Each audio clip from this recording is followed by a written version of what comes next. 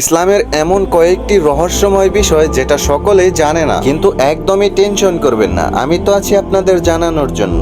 তো ইসলামে এমন কিছু বিষয় আছে যেগুলো মানুষের বোঝার বাইরে। প্রথমত, লাউহে মাহফুজ, নাম তো শোনাই হোগা। এটা হলো এক জান্নাতি তালিকা, যেখানে পৃথিবীর প্রত্যেকটা ঘটনায় আগে থেকে লেখা রয়েছে কখন কি হবে। ধরেন এক্সাম্পল, আপনার কখন মৃত্যু হবে, কোন পশু পাখির কখন মৃত্যু হবে, কোন গাছের পাতা কখন নড়বে, এই ইত্যাদি, কিয়ামত কবে হবে, এই ইত্যাদি নিয়েই লেখা রয়েছে সবকিছু। তো এবার আসা যাক দ্বিতীয় রহস্য নিয়ে। তো দ্বিতীয় রহস্য হচ্ছে রুহু বা আত্মা। আচ্ছা, আপনি কি কখনো ভেবে দেখেছেন এটা দেখতে কেমন বা এটা কিরকম হবে, এই রুহুটা কোথা থেকে আসে আবার কোথায় চলে যায়, এগুলো কি ভেবেছেন কখনো? আচ্ছা, আমি আপনাকে বলতেছি, তার আগে আমার চ্যানেলটা সাবস্ক্রাইব করেন। রুহুটা হচ্ছে আল্লাহর হুকুম। আপনার ভিতরে যে রুহুটা আছে এটা হচ্ছে আল্লাহর হুকুম। আল্লাহর হুকুম যখন আবার আসবে তখন আপনি মরে যাবেন। তো এই বিষয়ে কোরআনে আল্লাহ তাআলা বলেন, তোমাদের তো কেবল অল্প জ্ঞানই দেওয়া হয়েছে। মোট কথা বলতে গেলে আমাদের এইটুকু জ্ঞান দিয়ে রুহু বোঝা সম্ভব না। আচ্ছা, তারপর তৃতীয় যে বিষয়টা সেটা হচ্ছে জিন জাতি। নাম তো শোনাই হোগা, তারা আমাদের মতো এক সৃষ্টি, কিন্তু একটা সমস্যা আছে, তাদেরকে দেখা যায় না, তারা হচ্ছে অদৃশ্য।